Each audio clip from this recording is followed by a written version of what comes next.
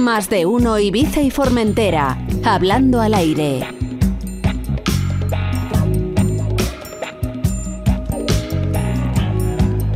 Tiempo ya de entrar a hablar al aire, por si alguien nos escucha. Hoy tenemos con nosotros, tengo el placer de tener a dos buenos amigos, dos fenómenos de la música, como son nuestros invitados en Hablando al Aire de hoy. Omar Gisbert, bienvenido, ¿qué tal? ¿Cómo estás? Buenos días, ¿cómo estáis? Hacía tiempo que no teníamos un micrófono por en medio tuyo, ¿eh? Hacía tiempo, la verdad que sí. Bueno, yo es que también estoy siempre un poco en la sombra ahora ya. Soy músico retirado. Te escondes tras los botones. Exactamente. Señor Joan Roig, més conegut com Joan Barber. Bienvenido, sí, ¿cómo estás? Bien hallado. Pues estoy sorprendido porque cuando has dicho que eran amigos y gente fabulosa, digo, no, al final hemos venido nosotros. Igual nos hemos equivocado. Sí, digo, esto no es aquí. No, la verdad es que es un placer para mí teneros aquí, poder conversar tranquilamente, como decimos siempre en este espacio. Igualmente. Vamos a comenzar con una pregunta original. ¿Cómo os conocisteis? Pues mira, éramos muy jóvenes, sobre todo Joan, porque nos conocimos, bueno, yo de hecho conocí a su padre y a través de conocer a su padre, pues lo conocí a él, pero él que tendrías tú, 14 años o por ahí, no, o menos. La primera vez que yo toqué contigo tenía 13 y ya nos conocíamos hacía igual un año. Sí, o por ahí. ¿No? Sí, fue en la Orquesta Ibiza, ¿verdad? Sí. Yo es que ya tengo una edad y... estaríamos hablando de qué año ahora... No, mira, yo la primera vez que toqué con Omar, que fue en la Orquesta Ibiza, efectivamente, fue Nochevieja del 98, si no me equivoco. Puede ser. Y un año antes estábamos con mi primer grupo, que se llamaba Gaia. Tú ya nos habías grabado en estudio una maqueta. Entonces yo creo que nos conocimos en el año 90 y conocernos el 97 quizá. Puede ser. Año 97, 98. Bastante, ya. 97, ¿De dónde eres, Omar, tú? Yo nací en Alcoy, en Alicante, la provincia de Alicante. Pero me considero ibicenco, porque llevo desde los 3 años, al principio mis padres trabajaban de temporada, venían las temporadas, pero a partir de los 12, 14 años ya me quedé instalado en Ibiza. O sea, desde los 2, 3 años venía. Y luego ya desde los 14 vivo aquí. O sea, a ti te ha pasado como a mí, que nacimos en otro sitio, pero ya nos consideramos ya... Yo ya he vivido también más aquí que en mi pueblo, ¿no? ¿Algún recuerdo que tengas tú de cuando llegaste aquí o eras pequeñajo, así, guardas alguna cosa? Bueno, lo que más me acuerdo sobre todo era, bueno, lo que más recuerdo es vivía en una casa de campo en San Antonio, ¿no? Que justamente ahora, mira, acabo viviendo otra vez en San Antonio, cerca de donde vivía de los pequeño, orígenes exactamente. Y nada, era muy pequeño, pero bueno, recuerdo esa época, pues mis padres eran medio hippies, pintan cuadros al óleo, los vendían en el puerto, pues bueno, imagínate la Ibiza de los 70, pues... Una infancia bohemia, ¿no? Sí, totalmente. Y la Ibiza de los 70, pues imagínate, aquellos los recuerdos que tengo, pues es un ambiente muy sano, mucho menos construida la isla, otra cosa, y bueno, esos son los recuerdos de pequeño, vamos. Qué infancia más bonita, ¿no? El poder disfrutar, porque se jugaba en la calle, era otra historia, ¿no? Sí, totalmente. Luego yo me crié realmente en el barrio de Can Escandella, en Casas Baratas, y al principio había 3 bloques de edificios y campo, y estábamos todo el día jugando, y bueno, como los indios ahí. Y al meu amic en Joan Barber, Joan Roig, ¿algún recuerdo de la infancia así? ¿Conservas alguna cosa? ¿Algún juguete o algo? Hombre, más que juguetes, conservo instrumentos, porque realmente mis juguetes eran mis instrumentos. Yo ya lo siento porque voy a ser, o suelo ser bastante monotemático, porque es que la música, los instrumentos... Yo con 6 años ya tenía una guitarra de verdad, no de juguete, tenía una batería de verdad, no de juguete, además una Premier que me regaló mi tío Tuniet. Y claro, conservo esas cosas como mis primeros juguetes. Evidentemente, cuando tenía 3 años sí tenía una batería de juguete, de estas de plástico. ¿Qué pasa? Que los amigos de mi padre, que también era músico, me regalaban las baquetas, los palos para tocar la batería, eran reales. Bueno, las reventabas. Claro, directamente, claro. Yo tengo una foto de esa batería que tiene los parchecitos aquellos, que era un plástico, imagínate, que con el dedo lo podías hundir, claro. Y yo le daba con unos palos de madera y la tenía reventada. Entonces al poco tiempo ya me regalaron Le quedaron los aros de fuera igual, ¿no? Un poquito más, sí. Genéticamente lleváis la música en la sangre, o sea, a nivel familiar, ¿ya hay tradición musical en vuestras familias? En la mía algo sí, pero mi padre, por ejemplo, aparte de pintar al óleo, siempre cantaba y tocaba con una guitarra española en casa. Entonces yo lo vi eso desde muy pequeño, pero no hay realmente ningún músico de familia directa. Ya. En mi familia, ¿no? ¿Qué canciones cantaba tu padre, te acuerdas? De Beatles, sí, siempre estaba haciendo covers de los Beatles, así con la guitarrita, también alguno de... ¿Cómo se llama aquella? Bueno, no me acuerdo, pero igual de la época. De Creedence o alguno de estos, ¿no? Sí, y Night in White Satin es de los... Vale, de los Noche de Blanco Satén. Sí, exactamente, esa la cantaba... Claro, entonces mi padre, por ejemplo, es una persona que pone música de muchos tipos, empezó a escuchar ya Michel Jarre, ¿no? Llevaba el disco, el Equinox en el coche todo el día. Y fíjate tú la tontería, que casualidad, en Círculo de Lectores apareció un teclado allí, que vendían en Círculo de Lectores, mis padres eran socios, y yo le dije a mi madre, oye, con ese teclado yo puedo hacer la música que hace Jean-Michel Jarre. Me dijo, claro. Exactamente igual. Exactamente igual. Y dije, pues lo quiero. Y me lo compraron, tío, me compraron el cacharro aquel, que cuando llegó... Pues, no sería un Casio. No, luego el Casio era mucho más potente. Y luego tuve un Casio PT1, que no me cabían los dedos, que tenía los acordes, eran teclitas a los lados. Con eso empecé a poner ritmos, porque el otro era pelón. El otro tenía 3 o 4 sonidos, que aquello cuando pensé yo, si Jean-Michel Jarre hace música con esto, el tío es un crack. Este tío trabaja en la NASA o algo, ¿sabes? ¿Cómo consigue ese sonido? Bueno, con los años pues me di cuenta que, bueno, obviamente Jean-Michel Jarre estaba a otro nivel, ¿no? Era otra historia, sí. Pero bueno, entre Jean-Michel Jarre y el Círculo de Lectores me introducí en la música, de ahí empecé a estudiar música en la Avenida España, en ProMúsica, con Gilberto, era mi profesor. Gilberto Tur, sí, un crack. Y ahí empezó todo. Oye, ¿tú te sientes más cómodo en la parte técnica o en la parte musiquera, digamos? Me encantan las dos, la verdad, me encantan las dos. Te diría que la diferencia es que cuando tú estás en el escenario y la gente... Has sentido el tema de que la gente sepa las canciones, interactúe y tal, eso es comparable a pocas cosas. Para mí, cada persona lo sentirá a su manera. Yo, cuando he estado en un escenario y he visto esa interactuación con el público, es una cosa increíble, ¿no? Hombre, y a la gente que estáis arriba del escenario, ¿qué tranquilidad os da saber que hay un buen técnico que entiende y que sabe lo que está haciendo, ¿no, Joan? Bueno, es un abismo. Es un abismo, quiero decir, de tener a alguien, en este caso como Omar, y de no tenerlo. Nosotros en muchos conciertos, tanto ahora con Joven Dolores, o en su época con Project Mood, o con Canallas del Guateque, que son, digamos, los proyectos en los que estoy o he estado, muchas veces no hemos ido ni a probar sonido. Ni a probar.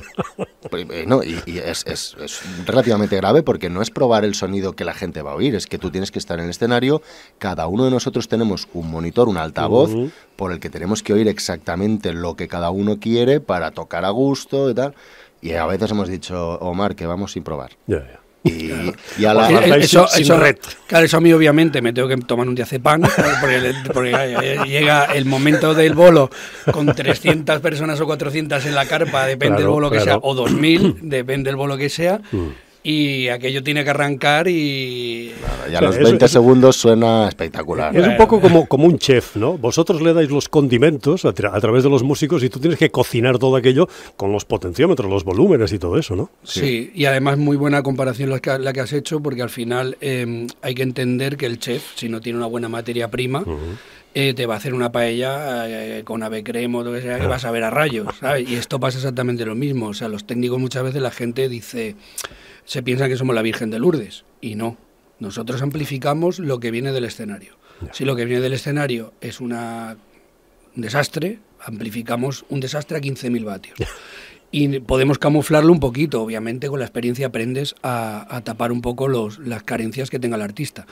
Pero cuando algo sale bien, hay que tener muy claro que es parte del técnico y sobre todo de lo que le manda el escenario, ¿no? Claro.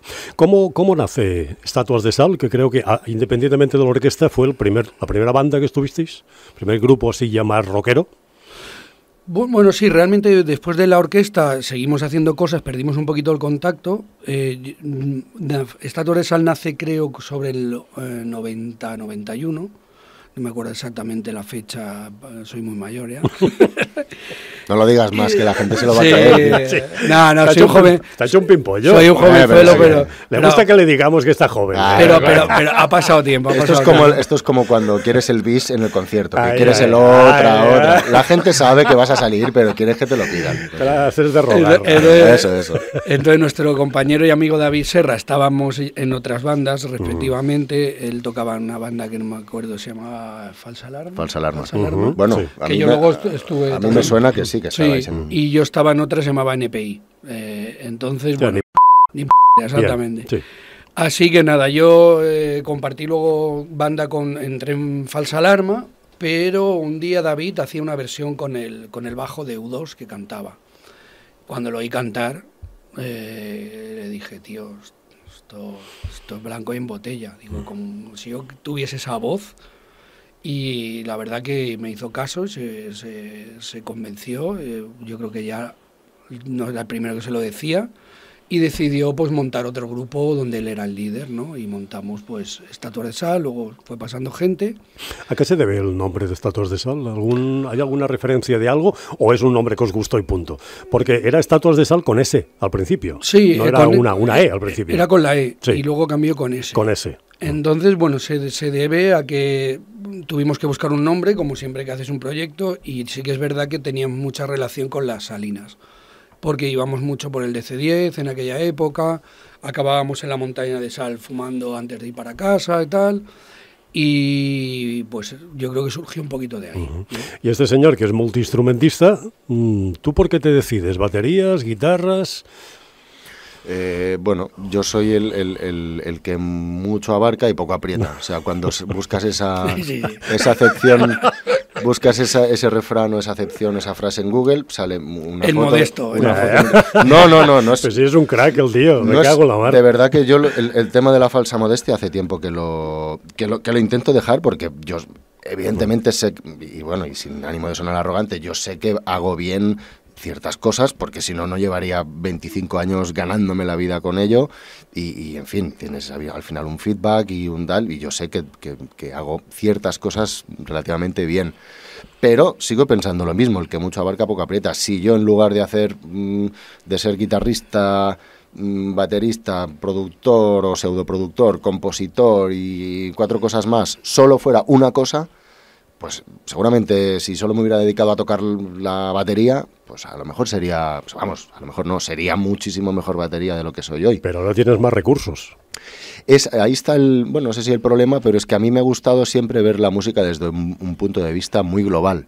Por eso acabé haciendo que es una palabra que no me gusta usar, pero trabajando de productor, digamos, trabajando con artistas en el estudio, que eso además es una cosa que aprendí aquí de Omar, entre otras muchas, porque los discos de Estatuas de Sal los hacía siempre él, y al entrar yo en el grupo, pues me empezó a dar... Él siempre ha sido como un catalizador de dejarme entrar en los sitios, me metió en Estatuas, me metió en el tema de la producción, Resonados también fue una idea suya y fue el que me metió ahí como... En fin, que le debo muchas cosas, y entre ellas... Pues eso, ¿no? Bueno, de verme no me debe nada, porque vamos, al revés, le tendría que haber pagado yo por grabar y sí, es producir que todo. Sois muy grandes, me cago en todo. O sea, hoy tenemos de invitados aquí en Hablando al Aire a Omar Gisbert y a Joan Barber, dos de las voces más reconocidas y más vistos encima de los escenarios. ¿Estatuas de Sal dio todo lo que podía dar? Bueno, yo creo que Estatuas de Sal, sí, yo creo que ya en el momento donde desapareció, pues, a ver, es como... ¿Cómo explicarte? Una relación que sabes que ya no va a ningún lado, pero no la quieres dejar por tal, y si eres inteligente, pues es mejor cerrar puerta y a otra cosa mariposa, ¿no? Pues es un poco lo que pasó, ¿no? Yo creo que al punto que habíamos llegado, pues ya iba a ser un poquito ir hacia abajo, no hacia arriba. Era complicado por varios motivos seguir yendo hacia arriba, y decidimos, pues, bueno, parar. Ya. Y luego se inaugura Project Emut. ¿Cómo nace? ¿De quién parte la idea y cómo estructuráis un poco este grupo, esta banda?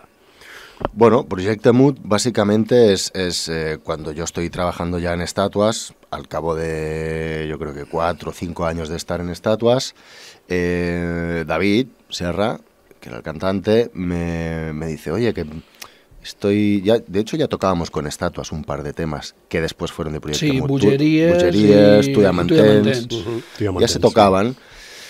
Y me dijo, oye, me gustaría llevar esto adelante, pero quiero una persona a mi lado como un director musical que me ayude a explorar nuevos instrumentos, nuevos sonidos, todo que sea muy ibicenco, muy con el folclore y tal. Simplemente me dijo eso y yo pensé, bueno, pues esto será la carrera en solitario de David Serra y yo estaré pues como su mano derecha o su director musical o demás. Y un día que voy a su casa empezamos a trabajar con las canciones y me dice, he pensado que el grupo se va a llamar Esbervé Mood. Y me quedo así mirándolo y digo, hombre, yo te agradezco el detalle, digo, pero el nombre no me gusta nada. Y digo, además que yo pensaba que esto era David Serra, ¿no? Que el nombre artístico iba a ser David Serra, porque al principio realmente eran sus canciones. Yo luego sí empecé a componer y empecé a participar más. Pero básicamente nació así y entonces se quedó como Projecte Mood porque él es de Casmut, igual que yo soy Joan Barbé, pero mi apellido no es Barbé porque soy de Cas Barbé, es el malnom. Pues el malnom del David son de Casmut y dijimos, venga, pues Projecte Mood. Y un poco eso, yo por eso siempre digo que Estatuas de Sal para mí fue muy importante por muchas cosas, porque primero, porque la oportunidad de tocar con los que en aquel momento eran mis ídolos, pero además no ídolos, tú puedes ser joven y tener como ídolo a, yo que sé, a Kurt Cobain, o puedes tener de ídolo a Alejandro Sanz, me lo invento. Pero cuando tienes ídolos que son más palpables, más tangibles, que son de tu tierra, que son de aquí, es como que son todavía más ídolos, porque dices, joder, me están demostrando que se puede. Yo escuché la primera vez a Estatuas de Sal, me acuerdo que mi padre me dio el disco, y cuando mi padre me dijo que eran ibicencos, digo, no puede ser. Digo, no puede ser, esto es un grupo de Madrid, o son de, yo qué sé, de Zaragoza o de Toledo. Y me dijo, què va, però si mires, cantant és de Casmut. En Omar conec son pare que està fent quadros en el moll. En Fernando, son pare també y sa mare que no sé qué, digo. Y en Cayetano, que también era hombre, de mi padre. Cayetano, ya ves tú. Entonces fueron como y a mí ahora, no sé si en cierta manera, pero veo que con el paso de los años me pasa un poco lo contrario, ¿no? Que al empezar a trabajar con músicos más jóvenes que yo, también me hacen saber eso, ¿no? Dicen, joder, es que tú para mí eres... Bueno, Y digo, ¿Cómo va cambiando la película, eh? ¿Os dais cuenta con los años? Se llama Lo que para ti tenías encima de un pedestal, ahora resulta que estás tú.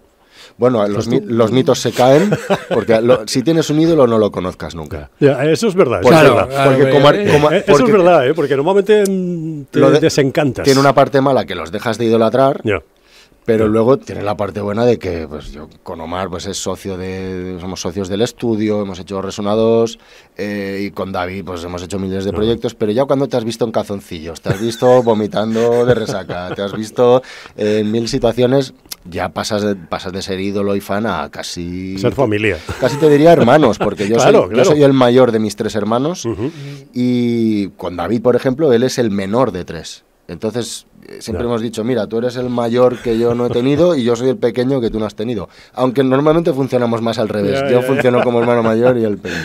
Pero bueno, al final lo que iba a decir es que Omar fue el primero que confió en un chaval, recordémoslo, de 16 años, para tocar en la banda más potente que había y que seguramente habrá habido en la historia de la música ibicenca. Con perdón lo digo, y no es porque yo estuviera. Con perdón y con respeto, porque tenemos muchos grandes músicos aquí, pero es verdad que Estatuas de Sal es Estatuas de Sal. Y oye, al César lo que es del César. Es importante ser amigos, porque la mayoría de bandas rompen, se destruyen por culpa precisamente de no ser amigos. Bueno, yo creo que sí, en todo el mundo artístico, pues el tema de los egos, y cuando uno no sabe aceptar el papel o el sitio que está tomando, pues empiezan a haber problemas de que, oye, tú haces esto y hago esto, y por qué yo no salgo aquí, y empiezan un poquito ese tema de tal que pueden, o incompatibilidades de personalidad que puede pasar, pueden pelearse por temas ajenos a la música, ¿no? Pero en nuestro caso siempre estuvo muy claro que éramos colegas, que hacíamos música porque nos gustaba. Estatuas de Sal siempre menos los 2 últimos discos, te diría, era un grupo como muy... venga, vamos, porque nos gustaba, sin ningún tipo de pretensión y tal. Luego salió que empezó a funcionar y tal, pero al principio hacíamos música porque nos gustábamos, unos colegas. Yo, el talento más grande que he tenido yo en mi vida es pegarme a los buenos, eso lo digo clarísimo. Entonces vi a David, boom, vi a este señor y dije, hostia, este hombre, tiene que venirse con nosotros ya. Hoy estamos conversando con Omar Gisbert y con Joan Barber. El tema de los autógrafos, ¿qué hacéis? ¿Hacéis que la gente se ponga en fila india para ir firmando? ¿Cómo lo hacéis esto? Depende de si hay... ¿Dónde es el sitio más raro que habéis firmado? ¿Sitio? ¿Te refieres a ubicación en el Google Maps o corporalmente? Anatómicamente hablando, no sé yo si... Si quieres saber si hemos firmado pechos, o si hemos firmado piernas, o si hemos firmado mejillas, o si hemos firmado alguna otra parte del cuerpo, yo personalmente sí. A ver los hilos. Sí, yo sí he firmado, pero vamos. Yo no, no. Anda que no. Yo lo último que firmo son cosas de Hacienda, del banco y cosas de estas. Bueno, y con el certificado digital, ya no uso ni el boli. Eso tiene que ver con alguna parte del cuerpo, pero mejor no. Oye, y un buen día, Resona2. Contadme cómo nace la idea o de qué parte y cómo se gesta todo esto. Eso, claro, eso viene todo de lo que comentaba de empezar a estudiar música en la escuela de Gilberto, pues estudiábamos esas canciones. Yo aprendí, es lo primero que aprendí a tocar, aparte de lo que sacaba en mi casa de oído, que sacaba algunos temas y tal, lo que me tenía que aprender y estudiar eran esos temas. Entonces, bueno, con los años pensé, digo, y eso se me ocurrió hace 10 años antes de que hiciésemos el proyecto. Fue precisamente, perdona que te interrumpa, cuando tú y yo nos conocimos. Sí. Porque en el 97, 98, él ya me dijo, oye, tengo esta idea, me gustaría que tú igual colaboraras tocando la batería en alguna de las canciones. O sea, imagínate, esto viene del 90, exactamente 10 años antes. ¿La idea era grabar disco o hacer formación para hacer escenario también? No, la idea al principio era rescatar las canciones y darles un aire nuevo y utilizar cantantes locales de varias bandas, ¿no? Bueno, también le dimos forma a medida de que poníamos en marcha el proyecto, porque la idea original que yo tenía simplemente era rescatar esas canciones y modernizarlas. En principio era cantando David Serra, pero luego se nos ocurrió con más cantantes, tal, no sé qué. ¿Qué pasa? Pues que yo es un proyecto de envergadura grande, mucho trabajo, tal, y nunca me animaba. Pero al conocer a Joan y tal, trabajar con él en el estudio, ver que... Pues se lo comenté, dije, hostia, Joan, ¿por qué no hacemos esto? Buah, tal. Le pareció bien y a la semana, que siempre lo cuento, me llegó con 3 maquetas prácticamente acabadas, ¿sabes? Prácticamente acabadas. La Enamorada, San Miquel y creo que era Bonanit. Blanca Rosetas. Claro, yo escuché aquello y flipé. Y, hostia, Joan, pero está cojonudo esto es perfecto. Grabamos unas voces de referencia y empezamos a moverlo con el Kunsei, con gente y tal, y a todo el mundo le encantó la idea y nada. Eso es lo que os iba a comentar, ¿no? Cuando se lo comentáis a otros cantantes, yo tengo aquí la lista, pero es que es enorme, del primero, del segundo, y luego Resona2 Symphonic también, aquí hay gente para aburrir y todos buenísimos. ¿Cuál es la receptividad de los otros artistas cuando les invitáis, me imagino, oye, ¿quieres participar en este proyecto? Bueno, yo entiendo que también nos precedía un poquito nuestro currículum, entonces claro, no es lo mismo que te llamen para hacer un proyecto de ese tipo alguien desconocido que alguien que ya sabes que tiene una trayectoria, que ha hecho cosas chulas, que tal, que es gente seria, que es gente que tiene, pues eso, que le precede un buen currículum. La gente, entre que la idea era muy atractiva, tal, yo en general, la gente encantadísima, vamos. Claro, es que aparte si me lo permites, Omar, aparte de involucrar a lo mejor de todo lo que tenemos aquí en el panorama, está Franco Goyos, está la Orquesta Sinfónica, está el Cor Ciutat d'Eivissa. Es que habéis hecho una mezcolanza de estilos que no se había hecho. Yo creo que no se había hecho nunca esto aquí. Yo personalmente pienso y siempre he dicho que uno de los mayores aciertos de este proyecto de Resona2 es precisamente que sea tan coral. Y muchas veces desde los inicios nos han ofrecido conciertos, oye, pero no podríamos hacerlo solo con 2 cantantes y una guitarra y algo más reducido, y siempre hemos dicho que no. Porque precisamente la gracia, creo yo, es que cuando un espectador va a ver un concierto de Resona2, ve 15, normalmente hay entre 15 y 17 cantantes diferentes. Entonces, y alguna sorpresa. Y alguna sorpresa. Pero quiero decir que cada cantante lleva su propia energía, su propia manera de comunicar, su propia manera, evidentemente, de cantar. Entonces es muy variopinto, ¿no? Es un espectáculo muy, muy heterogéneo. Y creo que ahí está la clave, porque claro, lo fácil para nosotros es lo que decía Omar. Oye, cogemos a David, que es un cantante estupendo, para mí de las voces, digamos, más importantes de la historia de la música de Ibiza, nos guste o no nos guste, más reconocidas, sí. Eso es así. Y era lo fácil, pero yo creo que la idea que tuvo Omar de hacerlo coral y abrirlo a todo el mundo, también en cuanto a estilos, era mucho más interesante, ¿no? Porque David a lo mejor no hubiera podido cantar un Bona nit Blanca Roseta en clave de jazz, o cantar un Visca Formentera en clave de bulería, o cantar una Ana San Miquel en clave de folk rock, yo qué sé. Entonces, creo que eso fue la clave, ¿no? Bueno, eso, y que aquí el amigo Joan fue el encargado de diseñar un poquito qué canción para qué persona. Es importante esto, ¿eh? Hombre, es como hacer el casting de una película. Claro, si no lo aciertas bien, la lías. Claro. Entonces él me decía, mira, esta que es tipo jazz, ¿por qué no hablamos con Tito Zornoza, que tiene una voz y tal? Y yo creo que para cada canción de Resona 2 es que la elección no habría podido ser mejor. Eso fue un poco trabajo de Joan, el decidir un poquito qué arreglo musical para qué cantante. Incluso él decidía la mayoría de los cantantes que no estaban claros por entrar, ¿no? Y yo creo que ahí estaba también la clave del éxito, ¿no? Que fue un casting y un guión muy bien escrito, ¿no? Ya. Aquí tenemos, curiosamente, los dos puntos de vista de un concierto. Omar lo ve desde abajo y Joan lo ve desde arriba. Qué satisfacción cuando empieza a sonar o empiezan los primeros focos a iluminarse y ves tots aquells capets, ¿no? Todo lleno de cabezas, con gente además con ganas de disfrutar, de pasárselo bien. Hombre, yo tengo que decir que el primer acorde que damos en un concierto de Resona 2, que como siempre suele ser la canción de Sacalera, que empezamos con unos golpes de la banda. Muy guitarrera, muy guitarrera. Sí, muy guitarrero. Sí. Yo hasta un segundo antes, o incluso un segundo después de dar ese guitarrazo, estoy de los nervios. Pero de los nervios encima del escenario, solo me pasa con Resona 2, ¿eh? O sea, yo siempre cuento la anécdota de que yo tengo la suerte de haber tocado en el Camp Nou para 90.000 personas, de haber tocado en el Palacio de los Deportes, que estaba Omar también, para 25.000, para 10.000, para lo que sea. Pero a mí un concierto de Resona 2 me pone histérico, estoy insoportable. O sea, la semana antes no me aguanta nadie. Es que tú haces también maestro de ceremonias, mucha responsabilidad. Yo creo que no le gusta hablar entre canción y canción a Joan. No, he mejorado, Agus, he mejorado en ese aspecto, hombre. Pero si eres un crack, tío. No, es verdad. Yo sé que al principio estaba tan nervioso que yo no me daba cuenta de todo lo que hablaba, pero eran nervios de decir. Además, también hay que decir, a mi favor, que no suelo hacerlo, pero en los primeros conciertos, claro, los cantantes también iban mucho más despistados, porque sale uno, entra, pero yo cuando entro, cuando empiece la canción, pero espera, y me haces una señal, y no, me tengo que preparar porque ahora ya casi ni hablo, o hablo muchísimo menos que al principio, porque cada cantante sabe cuándo tiene que salir.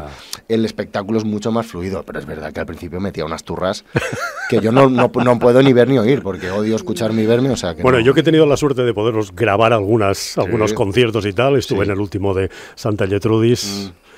Es que no sé, es que tocáis el alma, la fibra sensible de la gente, y esto es muy difícil. Es muy difícil. Yo también ahí te diría que es que cuidado, el material que hay ahí es un material que ha soportado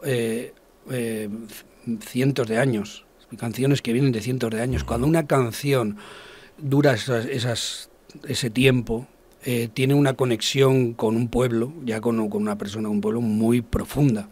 Porque si no, esa canción se olvida, ¿sabes? ¿Cuántas canciones durarán de las que oímos ahora 200 años? Es verdad que antes no había la variedad que hay ahora, pero cuando una canción ha traspasado esa barrera del tiempo, estás con un arma muy poderosa. Si encima hay un arreglo bien hecho, hay una ejecución buena, hay un buen sonido y todo tal. Yo lo que más me impresionó de Santa Gertrudis, del último concierto, es ver a gente que prácticamente no había nacido cuando se formó Resona 2 en primera fila dándolo todo. Ya no es lo del el primer concierto que también veías al nieto, el padre y el abuelo juntos, que eso en muy pocos proyectos, en muy poquitos pasa. Esto vosotros y Julio Iglesias. Exactamente, Pues sí. exactamente. Es raro que un proyecto guste a 3 generaciones seguidas, ¿no? O una cuarta si todavía vive. Pero claro, estamos hablando de canciones que han llenado ese espacio de tiempo de muchas generaciones y claro, eso es un arma muy poderosa. De ahí que cuando hay un concierto de Resonador se crea algo que yo estoy de acuerdo con Joan, con Estatua de Sal, con Joven Dolores, cuando estás detrás en la mesa. Yo con Estatua de Sal estaba en el escenario, con los demás detrás de la mesa. El momento ese de empezar esos acordes que dice él, hasta yo en la mesa estoy. Pero a mí, ¿sabe lo que me alucina? ¿Sabes? El buen rollo que hay. Yo que he tenido la suerte de estar en la parte de atrás del escenario con todos los grupos de cantantes antes de empezar y tal. El buen rollo que hay, las risas, las sonrisas, el colegueo, todo eso es difícil también entre tanta gente, ¿eh? Yo creo que esa es otra de las sorpresas. Digamos que para mí está la sorpresa externa a Resona 2 en cuanto se refiere a la repercusión que ha tenido el proyecto, porque vamos, a mí si me dices que a los 10 años, no, 10 no, 15 hemos celebrado ahora. 15. A los 15 años de haber hecho el proyecto, madre mía, sí que el viejo soy yo. A los 15 años de haber hecho el proyecto, pasaría lo que pasó el otro día en Santa Gertrudis. Yo no me lo creo. Yo no me creo que habrá 6.000 personas y que a lo mejor la mitad no habían nacido. Porque es que no había 20 chicas de 15 años. En primera fila había 200 o 300 chicas y chicos que tenían 15, 16, 18, 20 años. Pero cantando absolutamente todo, pidiéndonos después, pues sí, o sea, autógrafo, la Por cierto, Cuba. el otro día estuve desayunando con Joan Moreno y me dijo que tenía muchas ganas de volver a cantar al escenario. Hablé con él el otro día por teléfono, sí. no te lo he comentado, y fue precisamente para decirme que por fin se empieza a encontrar el mejor, tanto el mejor como su entorno, y tengo moltes ganas, y cuando vulgueu, siempre se le ha llamado a Joan Moreno en todos los conciertos, y aun sabiendo, intuyendo que él no podría venir, siempre se le ha llamado: Joan, ya sé que está complicado, pero te invitamos y si quieres, pero bueno, nos alegramos mucho. Pero a lo que comentabas, este buen rollo que es real entre todos los cantantes de Resona 2, los músicos y toda la gente, esto en Ibiza yo creo que es mucho más difícil que en otra comunidad. O sea, yo he notado siempre como mucho recelo entre los músicos, las bandas en Ibiza. Y creo que no es una opinión muy descabellada, ¿eh? A lo mejor soy de los pocos que se atreve a decirlo, porque yo ya, como me jubilo el año que viene, me da igual. Pero ha habido muchas envidias, y es que siempre tocan los mismos, y es que tal, no sé qué. Con Resona 2, de repente, con 15 cantantes, que al final todos tenemos nuestro ego, todos, y hay que tenerlo. Pero que un cantante suba a hacer una canción, jamás, nunca, ni un cantante me ha protestado por: es que toco muy pronto, es que toco muy tarde, es que este hace 3, es que yo hago solo una, es que en este concierto no me has llamado, o es que en este no estuve, o es que en este tal. Jamás en 15 años nadie ni siquiera ha insinuado. Es más, cuando evidentemente se pasa el caché del grupo y todo el mundo cobra en Resona 2, nadie viene a trabajar gratis, todo el mundo cobra. A veces nos tenemos que pelear con los cantantes, pero pelear, para que cobren. Porque después del concierto vienen y dicen: yo no quiero cobrar un duro. O sea, para mí esto... Claro, la satisfacción es tan grande que, oye, dices, es que ya me siento pagado casi, ¿no? Sí. De verdad te lo digo, que he tenido que hacer un bizum para decir: oye, no ha habido manera de pagarte, pues toma, te lo hago aquí y porque tener... No, yo vuelvo un poco a lo mismo. Es que yo creo que ahí se generan sentimientos de cómo vamos a defender la cultura de un pueblo, vamos a defender la cultura de un sitio, vamos a defender algo que es de todos. Entonces se genera ese sentimiento de grupal, ¿no? De que todos a una, de que tal, y por eso yo creo que es un proyecto tan chulo en ese... Viendo el concierto, evidentemente, pero cuando ves a todos al final cantando al unísono, ya se nota que hay un buen rollismo tremendo. Hemos llegado al final, cago un tot. Pues nada. Es que no puede ser esto. Volvemos otro día. Sí. Es que nosotros somos muy habladores. O sea, somos muy habladores cuando hablamos. Yo por lo menos. Y yo muy preguntón. A mí me pones un micro y vamos, estoy aquí hasta mañana. Sí, y no te lo encuentres a las 7 de la mañana porque entonces ya... Ahí ya. Luego a las 8 ya me callo del todo. Con los churritos con chocolate habría que verlo. Claro. Omar Gisbert, un placer, amigo mío, una forta abraçada, muchas gracias. Igualmente, un placer compartir contigo. Joan Roig, més conegut com Joan Barber, moltíssimes gràcies, una forta abraçada, molta salut per als dos i el millor per al 24. Moltes gràcies, igualment, estimat. Continuamos aquí en Onda Cero.